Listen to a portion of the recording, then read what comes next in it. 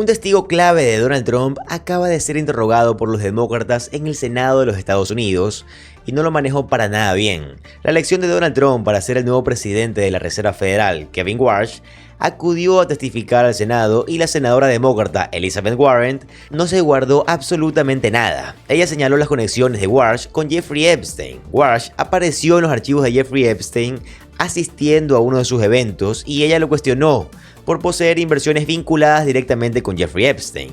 Warsh no lo vio venir. Vean la respuesta mientras que intenta esquivar las preguntas, pero Warren no se lo permitió. Miren, por favor. Could you answer my question, please? I asked. You have $100 million in undisclosed assets.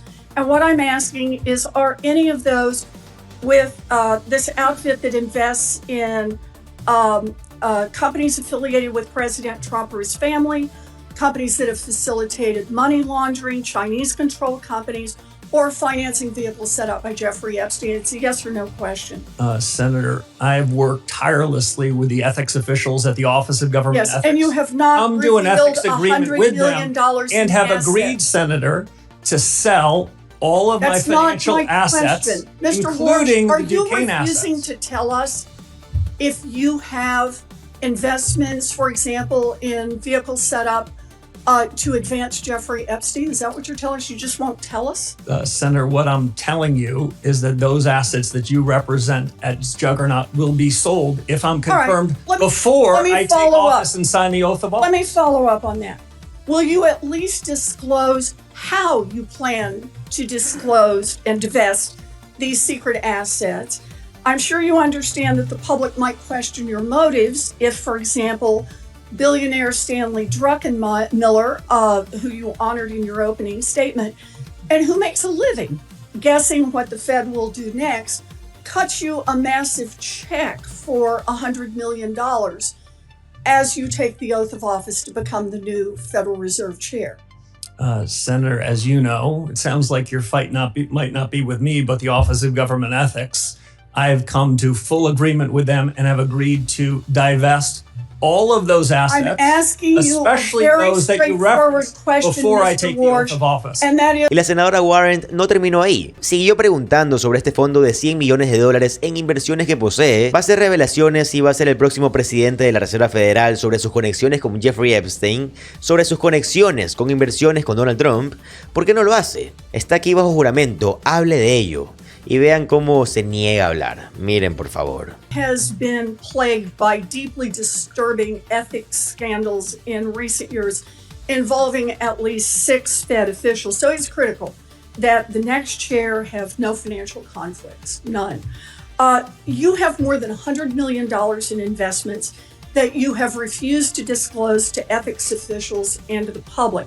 So let me ask, do the Juggernaut Fund or the THSDFS LLC invest in any companies affiliated with President Trump or his family, companies that have facilitated money laundering, Chinese-controlled companies, or financing vehicles established by Jeffrey Epstein? Senator Warren, thank you. So let me first share a point of agreement with you. The Fed has 2 tools. One is its monetary policy, and the second is its credibility.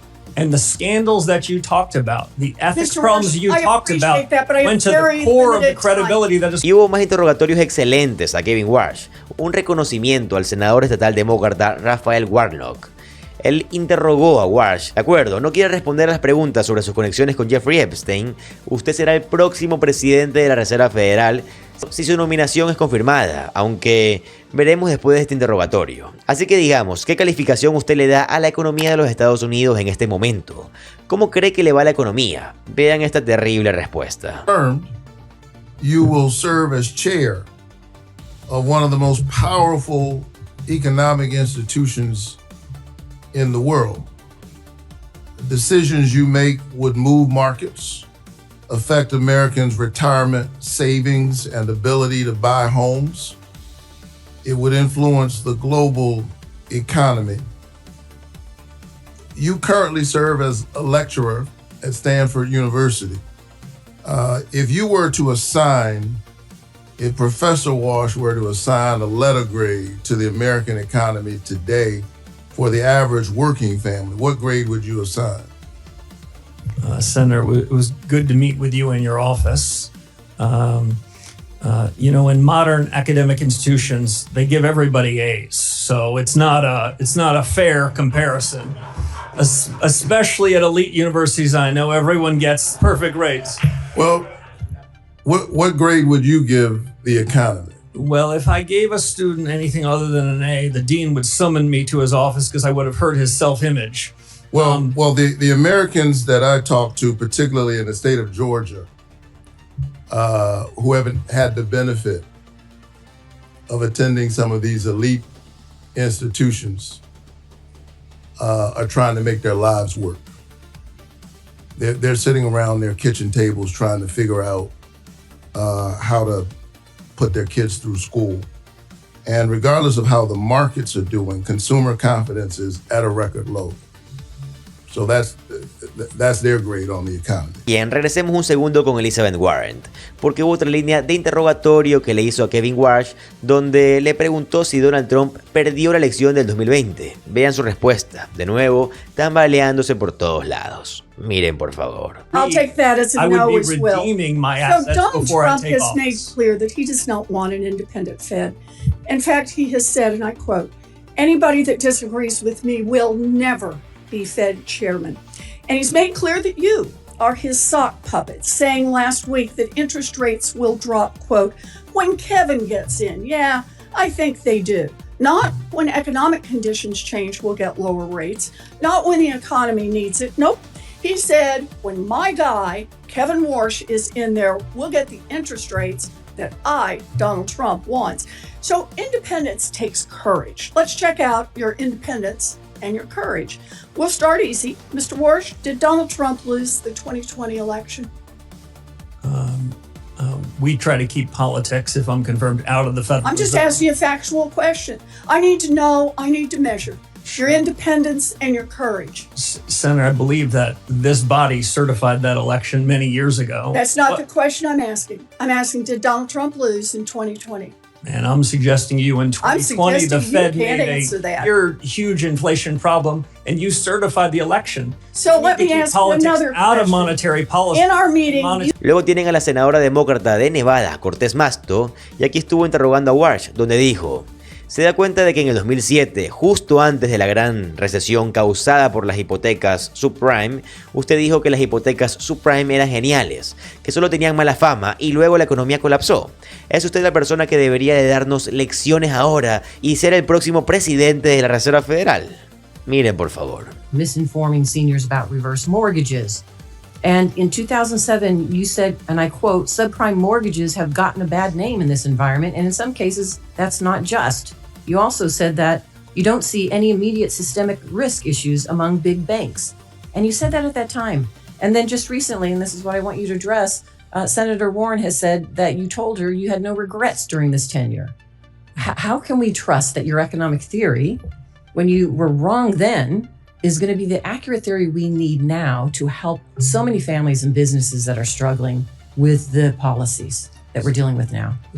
Senator, let me address a few things. The chairman is going to cut me off when he must. But I would say this, for many years before the global financial crisis, I warned about the very real risks of Fannie Mae and Freddie Mac blowing up, which they did. I think that part of the housing market was vulnerable for many years, and not enough was done about it, even in spite of my protestations and my urging about GSE reform. It wasn't done. I think that compounded the financial crisis. Secondly, I think subprime mortgages then, subprime assets then, were indicative of prices of almost every financial asset that were mispriced.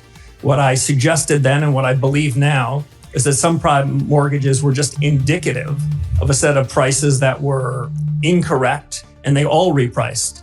Just to give one fine example before I turn to the chairman. Perhaps no examples right now. Okay, sorry. Let's go to Senator Thank you. Haggerty. I want to give you the opportunity to finish that exchange. Los demócratas no habían terminado ahí. La senadora demócrata Tina Smith interrogó a Warsh sobre la horrible economía actual y cómo hubo un crecimiento de empleo nulo en el 2025. Pero según Warsh, los contornos generales de la economía están mejorando. Esta declaración es 100% falsa. Los contornos generales de la economía están muy, pero muy mal en este momento. Miren por favor.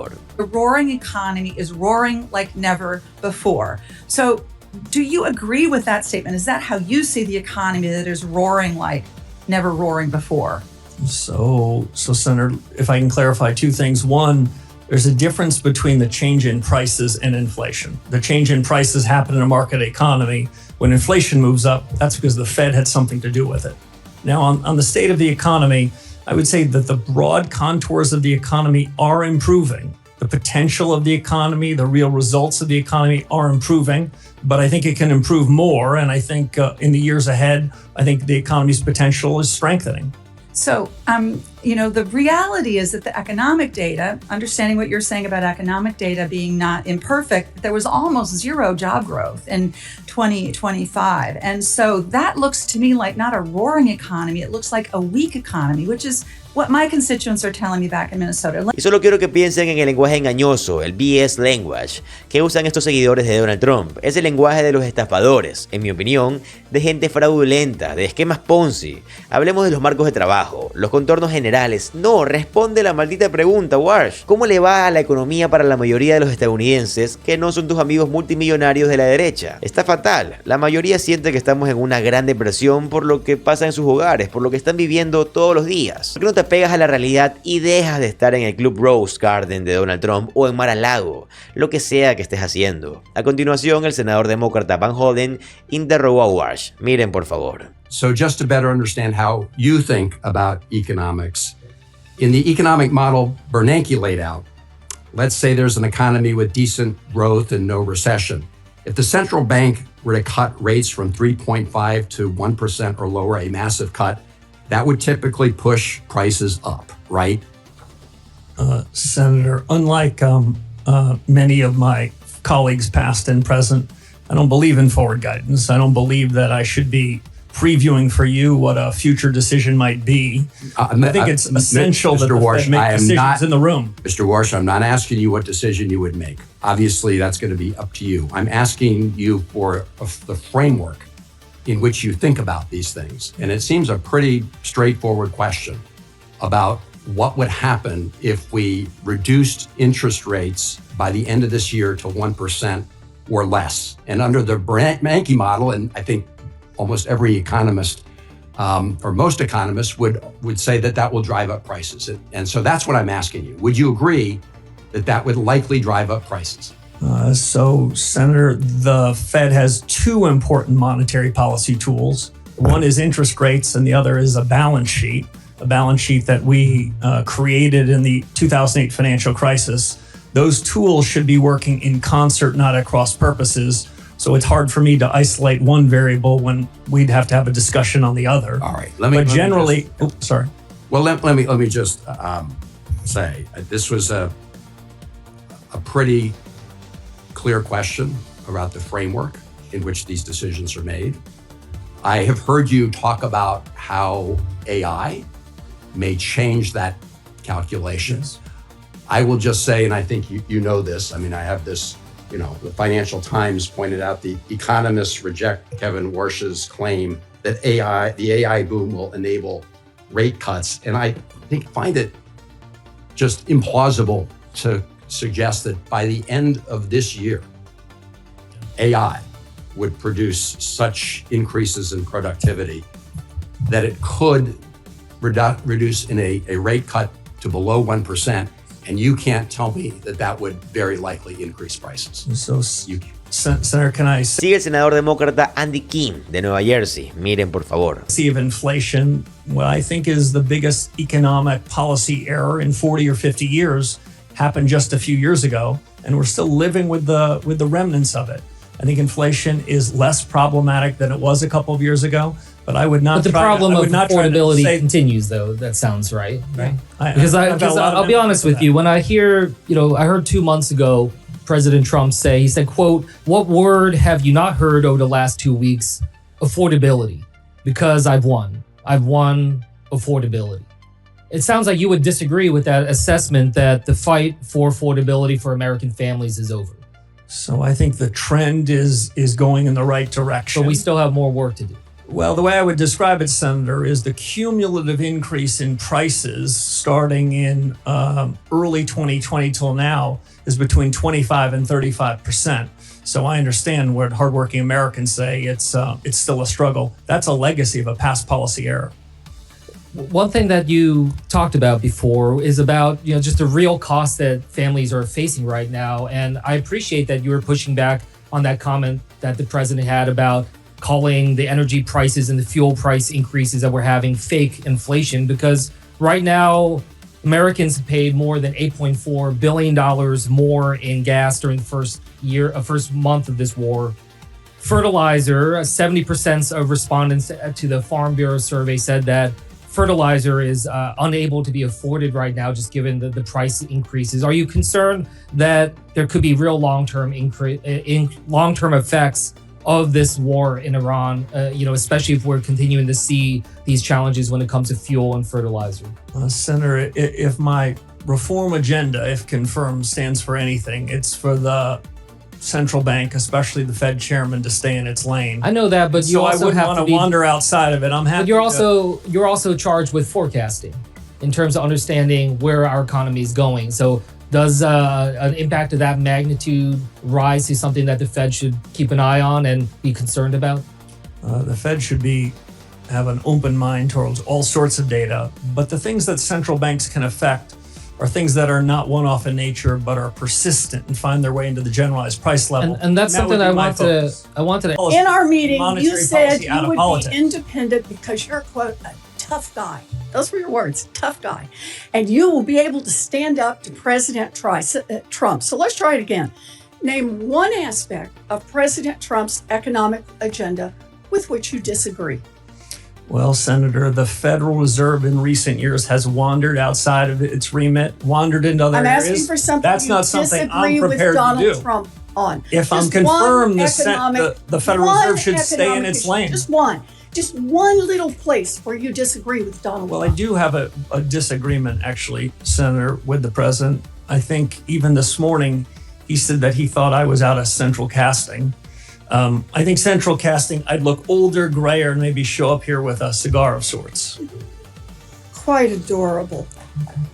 But we need a Fed chair who is independent. That's the only way we preserve the independence of the Federal Reserve. If you can't answer these questions, you don't have the courage and you don't have the independence. I agree with you on Mr. independence, Senator.